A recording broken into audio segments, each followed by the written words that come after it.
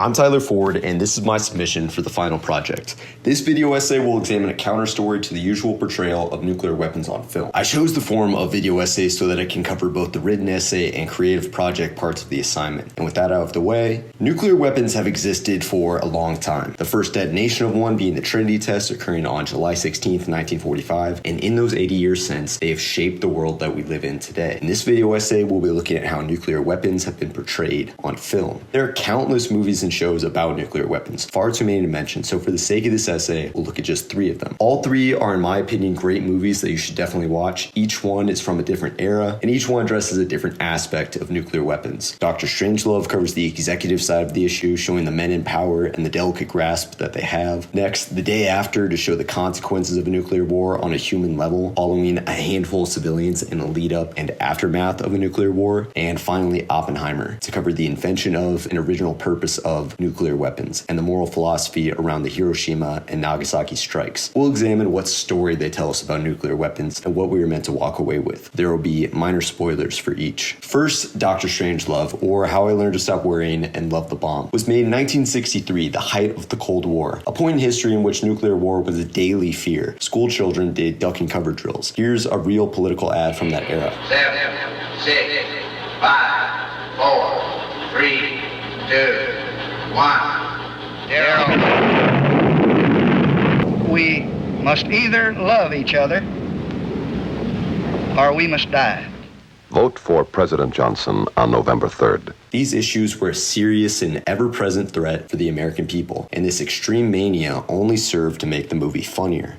Well, now, what happened is one of our base commanders, he had a sort of, he went a little funny in the head. Dr. Strangelove is a scathing satire with genuinely horrific elements and a completely depressing subject matter, and yet it is often called one of the funniest movies ever made. The movie follows the president and his advisors as they attempt to prevent a rogue general from starting a nuclear war. The president is weak and ineffectual. His advisors are either dim-witted or obviously evil and manipulative, and the military is filled by war-hungry psychopaths. Each level of the bureaucracy is manned by fools, only out to serve their own interests. The audience is meant to be left with the cynical, but likely accurate idea that the ones we trust to prevent these kind of catastrophes are just men whose scheming or stupidity could easily lead to the death of us all, proving that you can't take something seriously unless you can laugh at it. Next, a TV movie from 1983 called The Day After. The movie is underseen today, but is iconic to those alive when it originally aired. It was viewed by over 100 million people upon premiere, taking over 62% of the American viewing audience. The movie is remembered for its terrifying and realistic portrayal of a nuclear apocalypse. Over the first half, we meet a handful of characters with interconnected storylines. We learn about their lives as in the background, nuclear tensions with the Soviets grow. At the halfway point, the unthinkable happens and nuclear war begins. Some of the characters are killed by the blast, but many survive, only to face the dread and misery of life in a broken world. Hope is lost and nothing can be done to make it better. The movie is remembered for its disturbing sequences of destruction and the depressing tone, meant to terrify the audience and show what the real-life consequences of a nuclear attack could look like. Ronald Reagan is known to have seen and been affected by the film while in office, stating he found the film very effective and it left him greatly depressed. Reagan has even implied it changed his view on nuclear war and played a part in the 1987 Intermediate Range Nuclear Forces Treaty, signed by Reagan and his Soviet counterpart Mikhail Gorbachev. Before this movie, Americans didn't have a real image in their head when they imagined nuclear war. The Day After gave them that. It is not only said to be the most viewed TV movie ever made, but also the most disturbing. And finally, Oppenheimer, the most modern movie on the list and the most successful. Pulling impressive box office numbers and sweeping the Oscars, Oppenheimer is a character-based look at the life of J. Robert Oppenheimer, the man who invented the first nuclear bomb. The movie is centered around a few key moments in Oppenheimer's life when he is called into question. He is accused of communist and anti-American ideas, and we spend the movie questioning his motives. After the bomb is invented, his reaction is clear and, let's say, iconically somber. After the U.S. uses its weapons to force Japan's surrender, he feels personally responsible for those who died in Hiroshima and Nagasaki, haunted by the guilt, feeling as though he has given mankind the keys to its own destruction. Each movie has a staunch anti-nuclear weapon message, but it perhaps rings the truest in this one because it's the only movie on the list that addresses the real-life worst thing that nuclear weapons have ever been used for. Now we can say the story of nuclear weapons on film is clearly negative. We know any movie that we go to see that deals with the subject matter is most likely going to have some sort of anti-nuclear messaging. But is that fair? Is is there more to the story? There are several countries in the world in possession of nuclear weapons. Many of these countries don't get along at all, so why don't they just bomb each other? Because of the military strategy of mutually assured destruction, sometimes abbreviated as MAD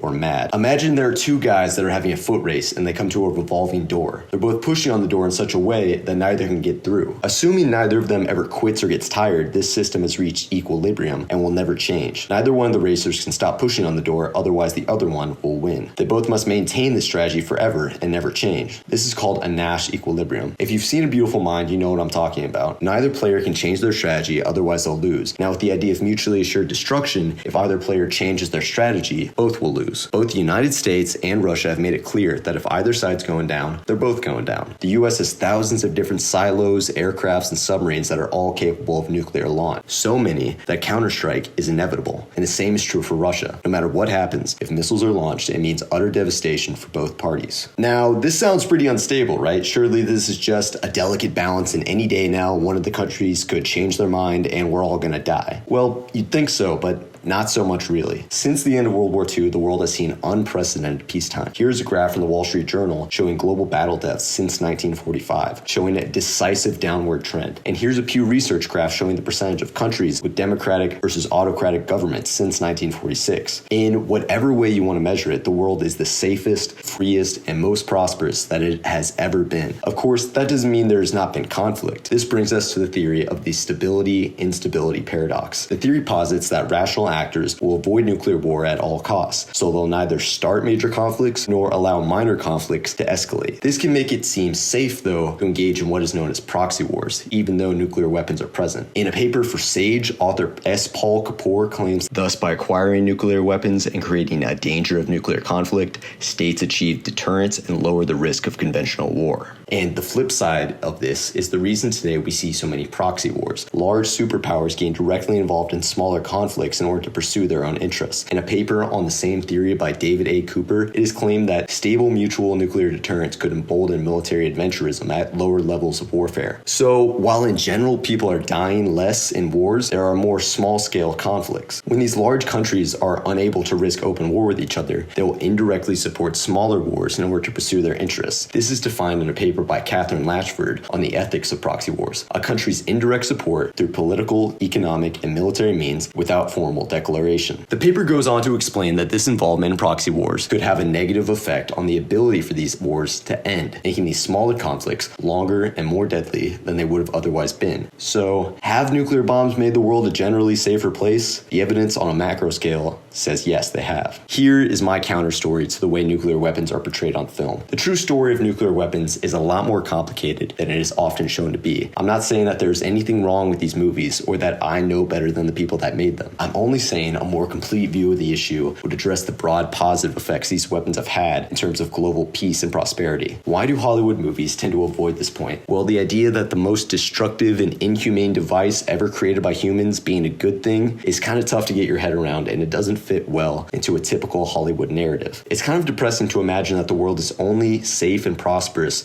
because of the mutual fear of annihilation between world superpowers. That fear and paranoia are the only force capable of creating peace. If these filmmakers set off to tell this side themselves, they never would have made the movies that we discussed. And would the world be a better place without these movies? Of course not. They are all great works that deal with complicated issues in a sophisticated way. But after watching, I hope that each viewer walks away with a more complete view of the issue. I hope this video essay could also be a demonstration for the job market, showing my ability to write the script and make a video on a complicated subject in a short deadline. That's it for me. Thank you for watching.